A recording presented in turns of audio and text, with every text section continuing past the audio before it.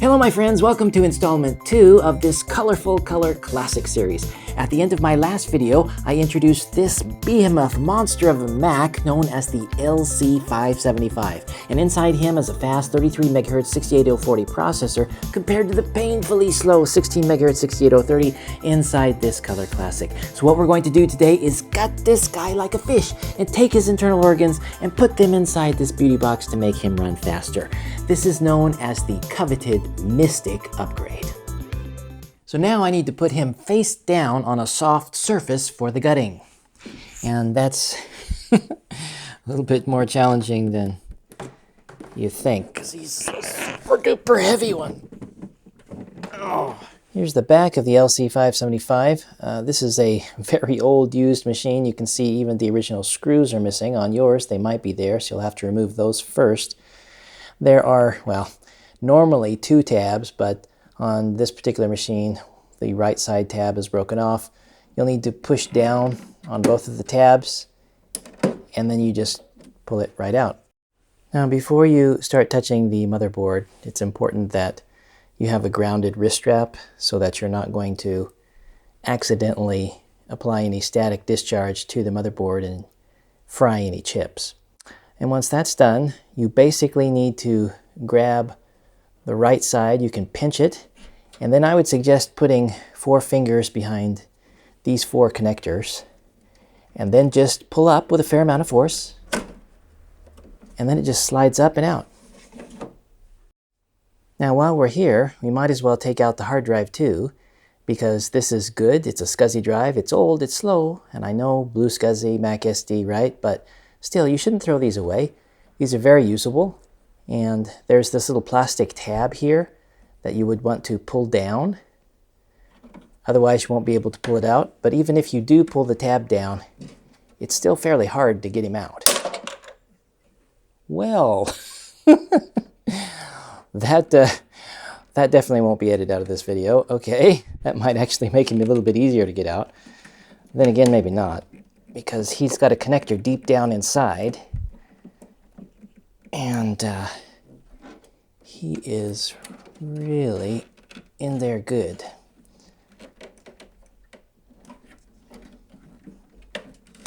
There we go. So we got him up a little bit, right? And then we just pull him straight up and out. By the way, if you want to use the CD or floppy drive for some other purpose, you'll need to remove this front panel using a flathead screwdriver inserted into a slot at the bottom, and you'll need to push up until the front part comes up, and then what you're going to do is push straight down so it slides out just like so. Now on this particular computer, somebody has already broken off these pieces. A lot of this old plastic is very, very breakable now, very, very brittle, and so somebody clearly probably pushed in and pulled up like this and broke them off. In any case, if you want to remove the floppy drive, you've got this tab. I don't know if this one's going to break off or not, but you have to push down, and then you need to basically pull up on the floppy drive, and he's on rails, and then you can pull him straight out if you want to. And then, of course, the same over here. You have a little tab that you're going to need to... This one's a little bit harder to pull up and out, but basically it's this tab that is what's securing him in there. Probably you're not going to want to repurpose the CD drive. The floppy drive, I don't know. It's not compatible with all Macs, so it's your choice if you want to use it or not.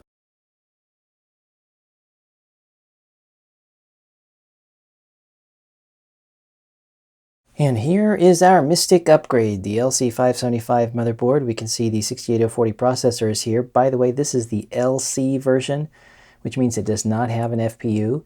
It says 33B, so it's rated at 33 megahertz, and it actually operates at 33 megahertz as well. Notice there's no heatsink on top because even though it gets hot, it's still not hot enough to where it necessitates a heatsink. If we overclock, and don't worry, we will do that later in this series, then we will of course need to apply a heatsink. And yeah, if you're wondering, my goodness, why isn't this battery exploded? I spoke to the foremost expert on the Color Classic and the Mystic upgrades here in Japan, Kay Koba, And he said in his experience, he's not really finding these batteries on the LC575 exploded. Now, maybe you have some cases, and if you do, leave a comment down below, but it's quite a bit different than the horror stories that you see on the SE30. Just total disasters. Now, obviously, this battery does not work. It's too old. So what we want to do is disconnect it at the connector, and then it's attached with Velcro, which makes it very easy to take off. And over here we have the VRAM SIMs. There's two 512Ks for a total of 1 megabyte. That gives us thousands of colors. And then over here we have the RAM SIM. This SIM actually gives us the maximum amount of RAM that this board would support, which is 36 megabytes. And it is possible to put more RAM in it today. However, back in the day, this was the upper limit of what it could allow. And then, of course, you have all of your ports and your audio over here. Now, if you're wondering, what about these capacitors? Don't they need to be changed? And the answer is yes. You can see 2 here, 2 here, 2 here, 2 here, 3 over here, and 1 guy over here. You know, all of the tanks, the silver tanks, need to be replaced. This has not been recapped, but amazingly enough, there's some dust on this board. And, you know, feeling around on it and looking at it at different angles, I'm not seeing any shiny substances, so it appears that these capacitors might not have leaked. But we will do our testing today, and then in another video I'll actually show the recapping of this board. But it's actually quite nice that they haven't leaked fluid all over the place like some boards and really messed up the experience. And of course over here we've got our expansion ports. We have the connector back here, which is where it connects to the actual Mac, whether that be the stock 575 or the Color Classic. And here is the bottom side of the board. The CPU, you can see, goes here. And then there are these standoffs, 1, 2, 3, 4. And now it's time for us to remove the painfully slow Color Classic's stock motherboard. Again, you might need to remove 2 screws on yours. Pull the 2 tabs down to easily pull off the back panel. And then, again, with yourself grounded, it's the same story. We want to pinch and then put your fingers behind some connectors here, and it doesn't take too much force at all, really, to pull it out. And then it's quite easy to put in our LC575 Mystic motherboard. Just push him down very gently. And he's in there. Now, you won't be able to use this. As you can see, the connectors don't line up. But we'll look at that a little bit later.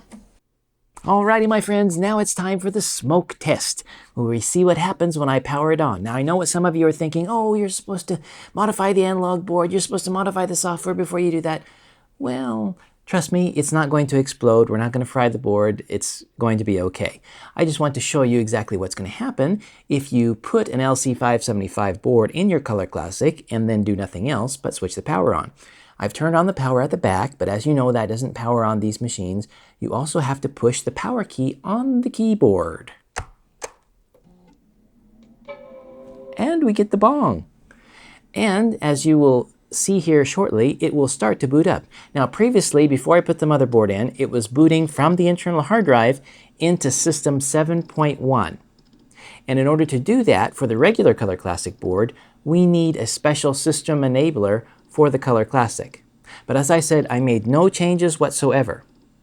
And because I didn't make any changes, as you can imagine, it's not going to boot. And it gives us an error that tells us that.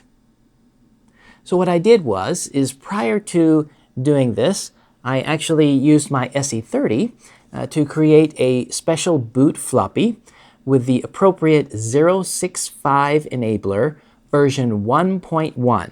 There is also a version 1.2, but you cannot use it. You need to use version 1.1, and I've put a link for you in the text description down below. And what I'm going to do now is I am going to restart and boot from my floppy. This too is System 7.1, a very minimal version of the OS, but you will see it's going to boot just fine because I have the appropriate system enabler. Now, if you want to boot into System 7.5.5, you will need to use ResEdit to modify the system file. And I didn't go and do that because I have something better in store to show some of you. I'm not going to show all of those good things in this video, but basically I'm going to show you how it's going to boot right now off the floppy. You can see it's not producing any kind of errors whatsoever, and it will eventually make its way to the desktop. And here we are booted to the desktop. The solution is easy. We just open up our hard disk, and we can see that I've already prepared the appropriate system enabler. In your case, you would just need to copy it onto your hard disk before doing the board swap like I did. And this is System Enabler 065 version 1.1. The version is extremely important because you cannot use version 1.2. You need version 1.1. And then we just drop him into the system folder. Again, the system folder is System 7.1. And then we just restart. Now, before I restart, though, we're booted from the floppy, and unfortunately, this floppy drive has a broken gear. So I'm going to have to give him a little bit of assistance here when I choose Restart.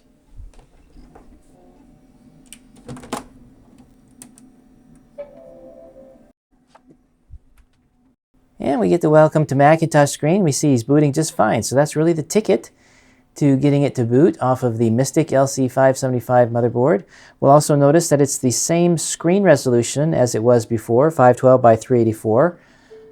We need to do some other things to get it a higher resolution. The error dialog that you saw there is because it doesn't have the PRAM battery installed.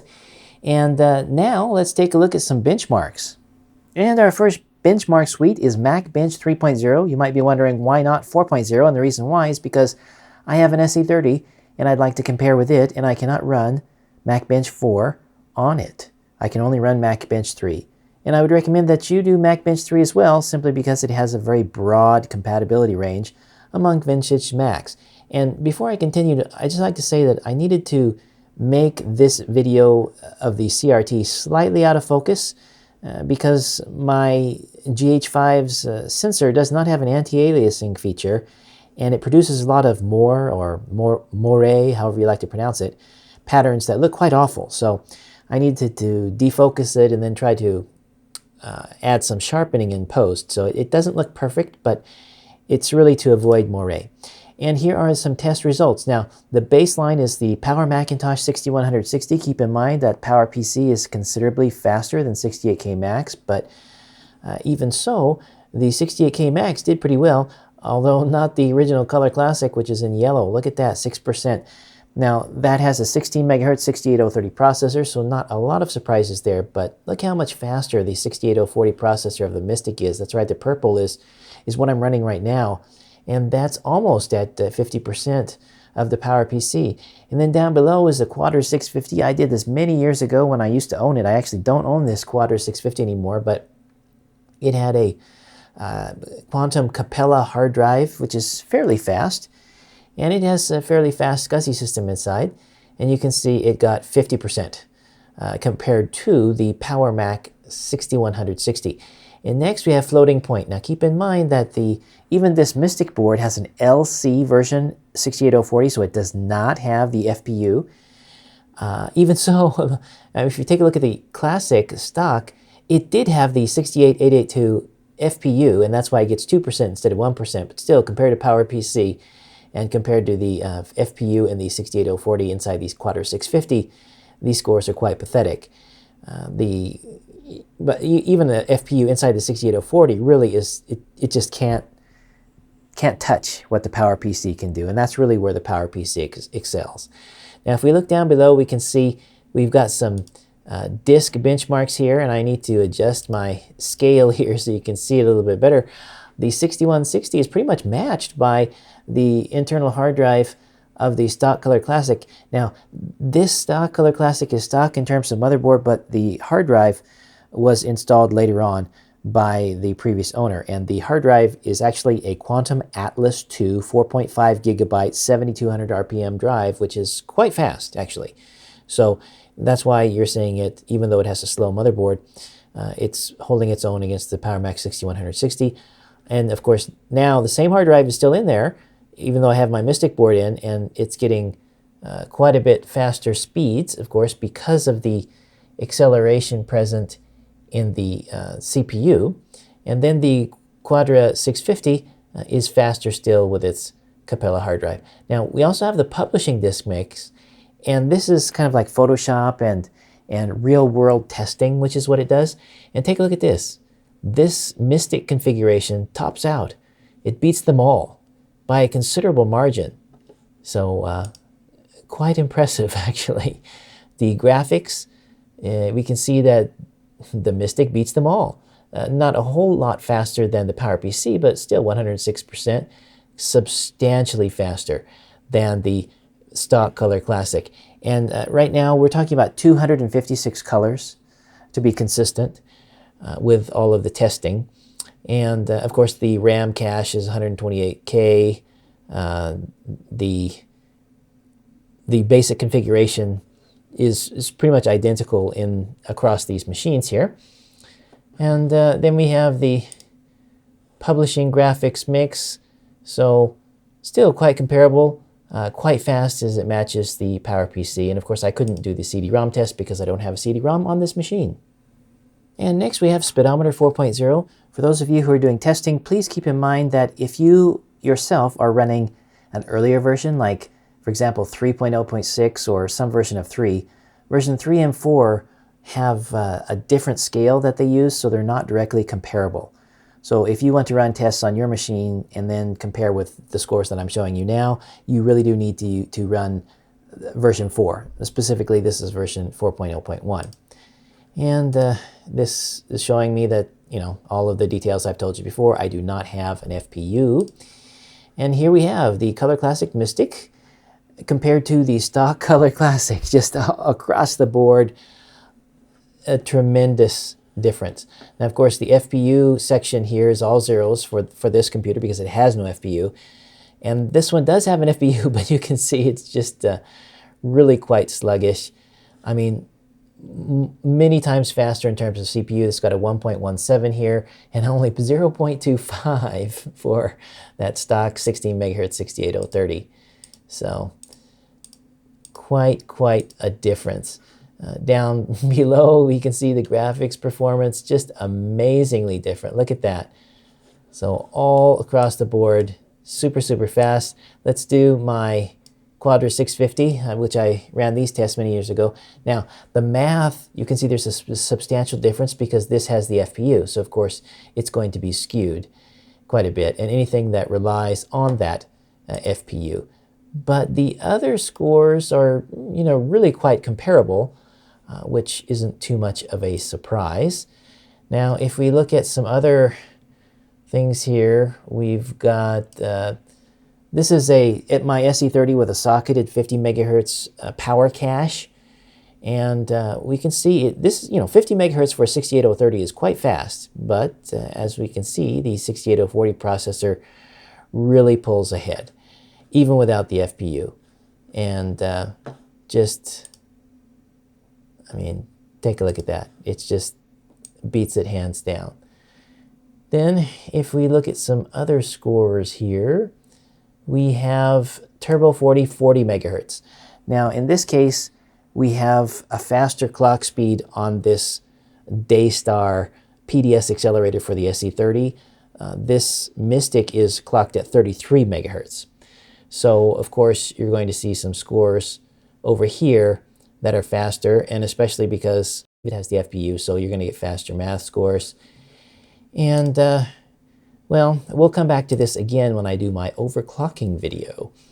But that's what we get on the SC30 there. What is a Quadra 700 in comparison? You can see that for the CPU, you know, it really beats it for the basic CPU and graphics tasks there.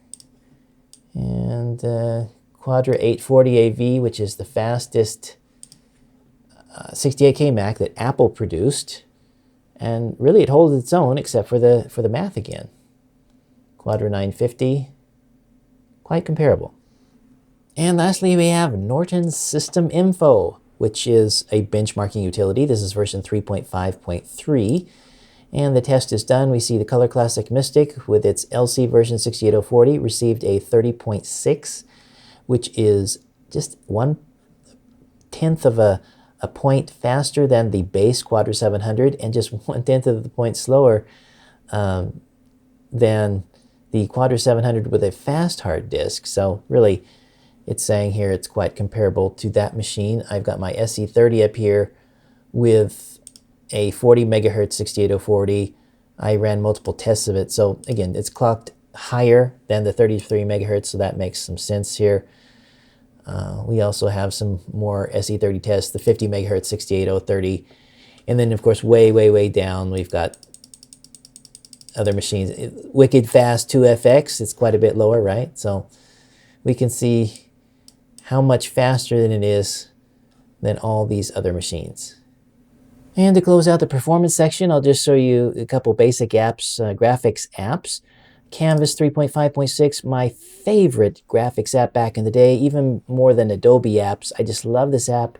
Basically Illustrator and Photoshop all in one. Just did so many things with this. It was just a wonderful program, still is today. And show you how fast it loads up that Color Classic graphic. Look at that, boom. And this is set to thousands of colors right now. This is the actual maximum color that it will display. It will not go to millions, but I have the VRAM maxed out. It goes to thousands of colors, and just look how fast it loaded. When you click on the menus, immediately they drop down. Look at that, super fast. On the Classic, you click it, and then a second later or so, it would redraw, but super fast. And then we have memory-hungry Adobe Photoshop, and that's the other big differentiator here.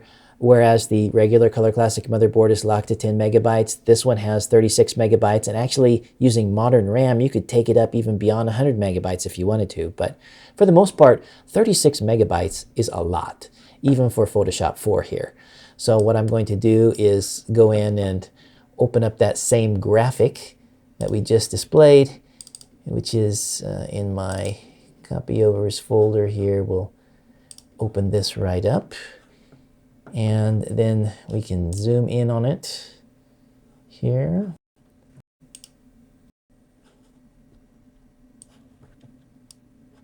So super fast.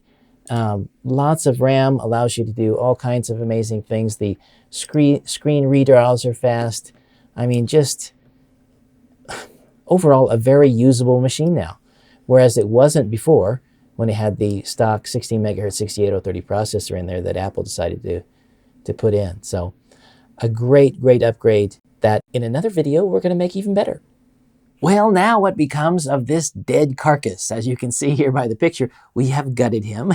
And quite nice sashimi he made too. Yes, the Color Classic is a carnivore, or a fishivore, if you'd like to say. And he was very delicious. But we still have this body remaining, right? And I've already went through the fact that once the logic board is removed, that's the most valuable component in it. You can remove other things too and repurpose the floppy drive. And yes, you could even extract the CD-ROM. You definitely want to remove the hard drive. But what about the rest of it? We know that this is a fully working machine. The CRT is good. This is a Sony Trinitron. It's a 14-inch.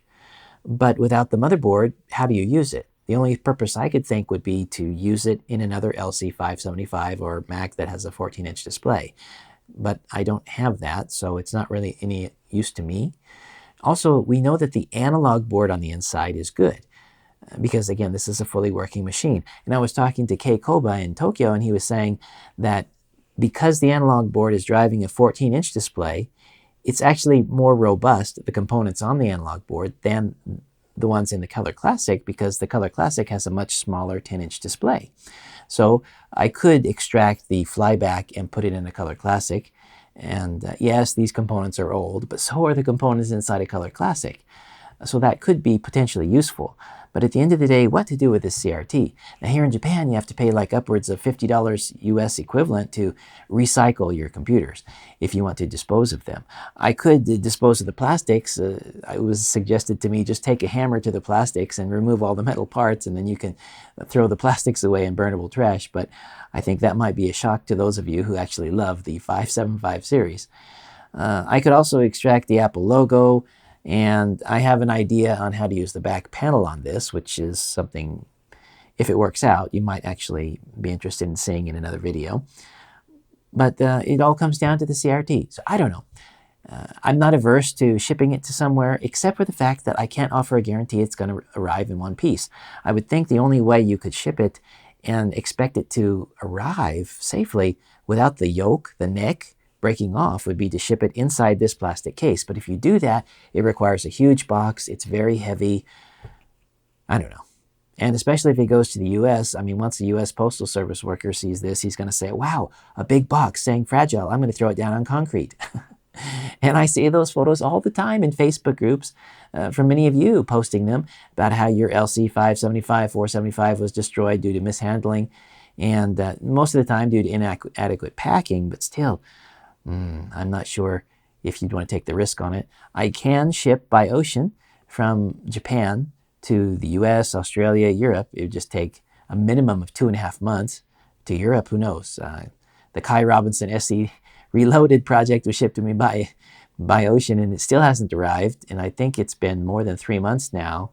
So yeah, it would take quite a long time. And again, there's no guarantee that it would come in one piece. So let me know your ideas down in the comments section below. Should I just recycle it, pay the money and recycle it? Should I take a hammer to it and make a video of that?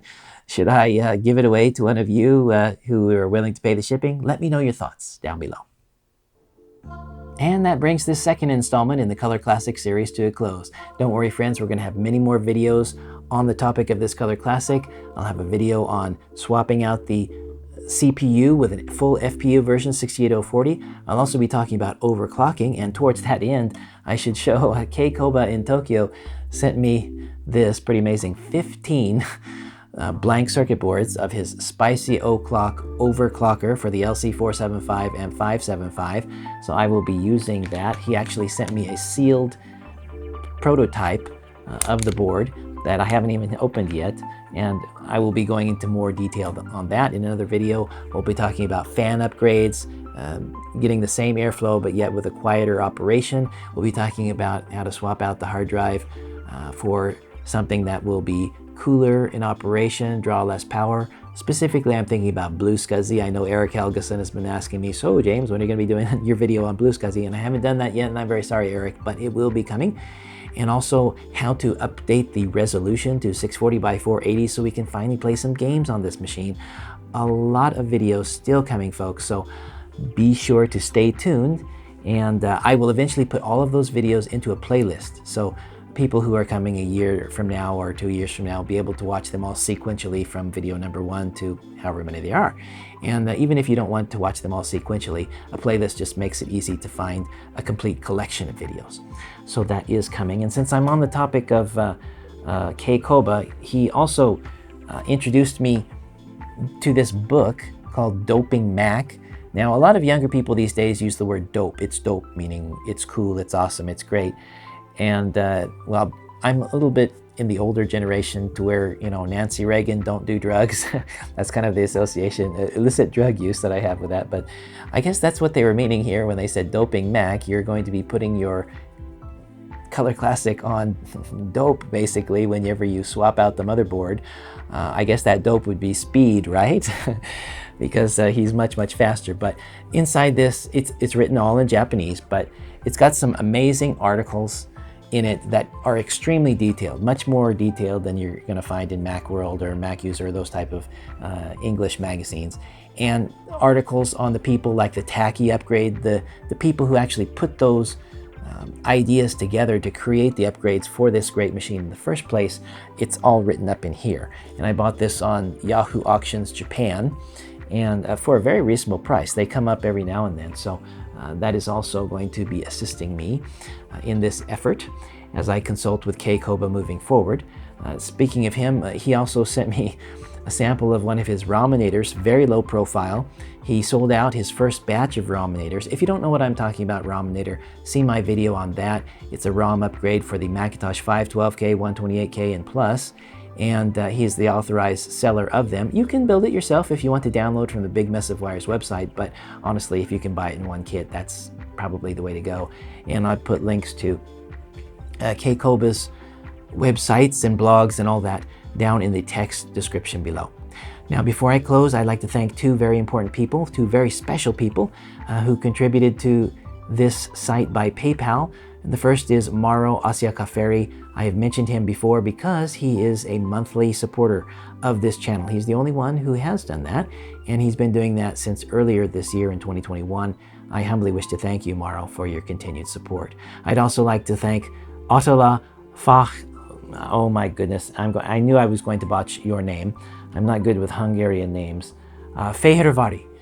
Attila Fehérvári, and I probably botched that too, but actually, I've been conversing quite a bit with Attila and about an app he's written for 68K Macs, which is pretty amazing. It's a utility program, and I'm eventually, once that's out of beta and available for the public, I will be doing a review video on that. But Attila, I do appreciate your donation to this channel very much, and it'll certainly go towards making it better.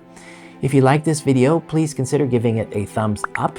And if you'd like to see more content like this, including, more Color Classic videos, please subscribe. And once subscribed, click the bell icon to receive notifications whenever I come out with a new video. Thank you for watching, folks, and I wish you all a great and wonderful week.